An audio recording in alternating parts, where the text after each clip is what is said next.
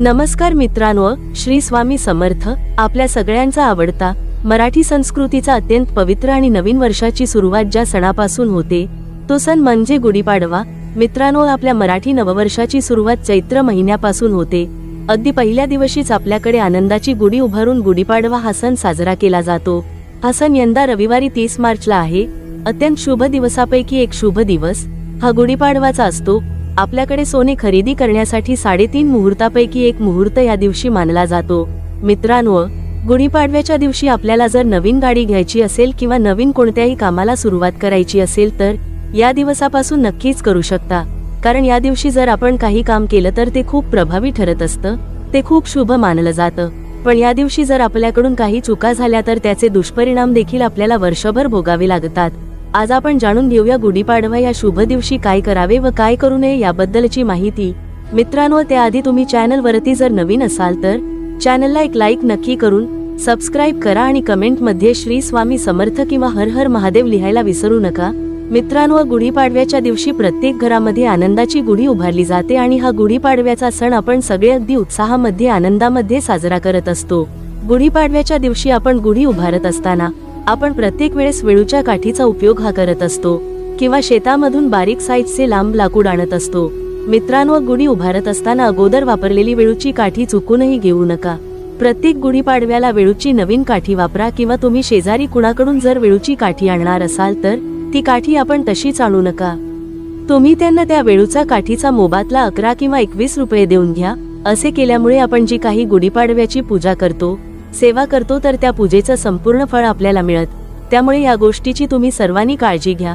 मित्रांनो, वेळूची काठी घेत असताना ती प्रथम आपण स्वच्छ पाण्याने धुवून घ्यायला पाहिजे किंवा तुम्ही ओल्या कपड्याने स्वच्छ पुसून घ्या किंवा शक्य असेल तर तुमच्या घरामध्ये गंगाजल असेल तर ते पाण्यामध्ये 2 थेंब गंगाजल टाका आणि त्या पाण्याने ही काठी अगदी स्वच्छ धुवून घ्या किंवा स्वच्छ पुसून घेतली तरी चालेल. तसेच आपण जेव्हा काठी खाली उभी ठेवत असतो तर ती काठी आपल्याला खाली जमिनीवरती स्पर्श न करता ठेवायची आहे. त्यासाठी खाली आपण पाठ ठेवला पाहिजे. जर चौरंग असेल तर तो ठेवला तरी चालेल. यानंतर त्या पाठावरती आपण थोड्याशा अखंड अक्षदा टाकाव्यात. त्यावरती हळदी कुंकू अर्पण करावे आणि मग आपण त्यावर गुढी उभारू शकतो. मित्रांनो, गुढी उभारत असताना आपण गुढीला साडी नेसवत असतो. आपण जेव्हा गुढीला साडी नेसवत असतो तेव्हा आपल्याला एक काळजी घ्यायची आहे. ही साडी नवीन घ्यायची आहे. जी साडी आपण आधी न वापरलेली पाहिजे.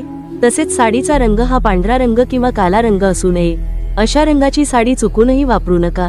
त्याऐवजी तुम्ही अगदी हिरव्या रंगाची, लाल रंगाची, नारंगी रंगाची तसेच जांभळ्या रंगाची, गुलाबी रंगाची साडी वापरू शकता. त्यानंतर जेव्हा आपण गुढी उभारत असतो तेव्हा आपल्या घरातील सर्व व्यक्तीने तिथे उपस्थित राहणे गरजेचे आहे. सर्वांनी मिळून गुढीची पूजा आणि दर्शन घेतले पाहिजे. यानंतर आपण गुढीला नैवेद्य अर्पण करत असतो. मित्रांनो, नैवेद्य अर्पण करत असताना आपल्याला पहिल्यांदा खिरीचा नैवेद्य अर्पण करायचा आहे.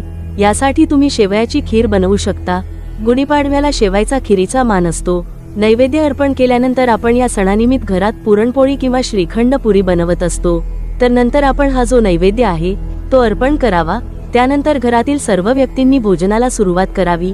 गुढीपाडव्याच्या दिवशी आपण संपूर्ण नैवेद्याचं ताट, मग पुरणपोळीच असेल किंवा श्रीखंड पुरीच असेल, ते ताट गुढीपुढे ठेवत असतो. तर ते ताट आपण गुढीपुढे ठेवावे आणि थोडा वेळ लोटल्यावर ते ताट तिथून उचलून आणून आपण ते भोजन म्हणून ग्रहण करू शकतो. अगदी घरातील सर्व व्यक्तींनी ते थोडं वाढलं पाहिजे. गुढीपाडव्याच्या दिवशी सकाळी गुढी उभारल्यानंतर आपण सकाळी शेवयाच्या खिरीचा किंवा शेवयाच्या भाताचा नैवेद्य दाखवतोच, परंतु त्यासोबतच कडुलिंबाची पाने, हरभऱ्याची डाळ आणि गुळाचा नैवेद्य देखील प्रामुख्याने दाखवला पाहिजे. यासोबत तुम्हाला चिंच पाण्यात भिजवलेली आणि गुळ ही दोन्ही मिश्रण गुढीला दाखवायचं आहे. तसेच गुढीपाडव्याच्या दिवशी आपण सकाळी लवकर उठून आपले घरदार स्वच्छ करून आपण आपल्या घरापुढे आणि गुढीपुढे रांगोळी काढली पाहिजे. अगदी गुढीभोवतालचा जो काही परिसर आहे तो देखील आपण स्वच्छ करायचा आहे. मित्रांनो, हे लक्षात ठेवा, एकदा गुढी उभारल्यानंतर आपल्याला गुढीपुढे किंवा घरात झाड लोट करायची नाही. असे केल्याने आपल्या घरातील माता लक्ष्मी निघून जाते व आपल्या घरामध्ये दुःख, दारिद्र्य, गरिबी यायला सुरुवात होते. त्यामुळे या गोष्टीची काळजी तुम्हाला अवश्य घ्यायची आहे. तसेच या दिवशी आपण घरामध्ये भांडण, तंटे, वादविवाद होऊ देऊ नये. असे करणे म्हणजे घरामध्ये नकारात्मकता वाढवण्याचे लक्षण आहे. यामुळे आपण जी काही पूजा करतो, सेवा करतो तर त्या पूजेचं संपूर्ण फळ हे आपल्याला मिळत नाही आणि माता लक्ष्मी अशा घरातून कायमची निघून जाते. सायंकाळी म्हणजे सूर्य अस्त झाल्यावर आपण सर्वांनी गुढी उतरवायची असते.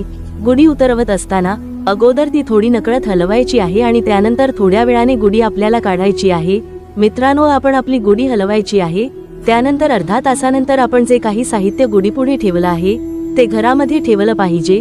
यामध्ये गुढी उतरून झाल्यानंतर आपण जो कलश पाण्याने भरून गुढीपुढे ठेवला होता तो कलश आपण देवघरामध्ये आणायचा पाहिजे. तो कलश लगेच पाणी टाकून धुवायचा नाही, तो तसाच देवघरामध्ये ठेवायचा आहे आणि त्यावर छोटी वाटी ठेवायची आहे. त्यात अखंड तांदूळ ठेवायचे आहेत. अगदी वाटी भरून तांदूळ तुम्ही ठेवले तरी चालेल. त्यावरती एक सुपारी ठेवायची आहे. त्या सुपारीवरती तांदळावरती हळदी कुंकू तुम्हाला अर्पण करायचा आहे. सुपारीला देखील हळदी कुंकू अर्पण करायचा आणि त्यानंतर जे काही तांदूळ आहे तर ते दुसऱ्या दिवशी आपण त्या कळशातून काढायचे आहेत आणि आपल्या रोजच्या स्वयंपाकामध्ये याचा वापर करायचा आहे. जी सुपारी आपण तांदळामध्ये ठेवली होती ती सुपारी तुम्ही तुमच्या तिजोरीमध्ये ठेवा किंवा जिथे तुम्ही पैसे ठेवता त्या डब्यामध्ये ठेवा. असे केल्याने तुम्हाला लक्ष्मीची कमतरता भासत नाही आणि तुमच्याकडे धन धान्य याची आवक वाढत जाते. तसेच या दिवशी कुणाबद्दल वाईट बोलू नये आणि वाईट लोकांच्या संगतीत पण राहू नये. तसेच मित्रांनो, गुढीपाडव्याच्या अगोदरचा दिवस असतो. त्या दिवशी संध्याकाळी देखील आपल्याला मांसाहार करायचा नाही. या दिवशी शाकाहारी जेवण जेवल पाहिजे.